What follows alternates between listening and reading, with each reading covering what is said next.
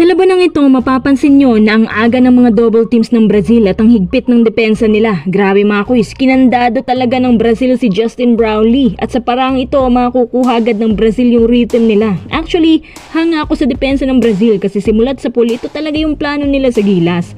Ang hindi ko alam kung well aware ba si Coach Tim dito at kapansin-pansin na sa unang quarter pa lang momentum, bumaling naman sa gilas at unti-unting nabasag ang depensa ng Brazil. Sa pagtatapos ng unang quarter, kitang-kita mo sa Brazil na medyo kinakabahan. Pero again, dahil sa good defense nila at kumalma din sila, kaya nakahabol ng bahagya ang Brazil. Pagdating sa ikalawang quarter, lamang pa rin ang gilas up by 6.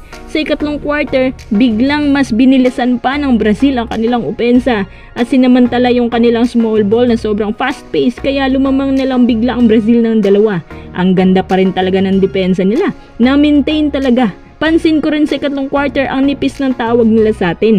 Sobrang ganda na depensa, halos hirap na rin pumasa ang Gilas boys natin. Sayang yung lead, lamang na ang Brazil ng 7. Tapos ang buong momentum nasa Brazil na. Kaso napansin ko sa 3 minutes of action na lang na ikatlong quarter, inalat na lang bigla ang Brazil. Haba ang Gilas naman, panay turnover. Sayang talaga yung rebounds at possession natin. Tsaka ang liliit na mga score ng 2 panig sa third quarter. At ang buong ikatlong quarter po na ito, masasabi ko na sa Brazil talaga. Kasi na-figure out nilang weakness ng Gilas at lubhang bumagsak tayo dahil di na tayo nakasabay sa sobrang fast pace ng Brazil. Tsaka nasaan nga pala si Kai Sotto? Sabi nga maglalaro daw at kaya naman daw niya. Yan tuloy, wala tayong legit na rim protector.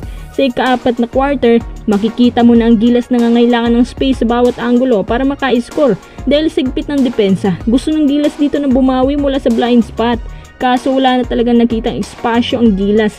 Kaya masasabi ko na para talaga sa Brazil ang panalong to.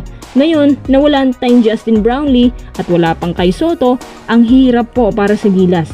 Kung tatanungin niyo ako kung anong masasabi ko sa labang to, well, sa akin medyo bias yung tawagan, no? Ang daming tawag po na pumabor sa Brazil.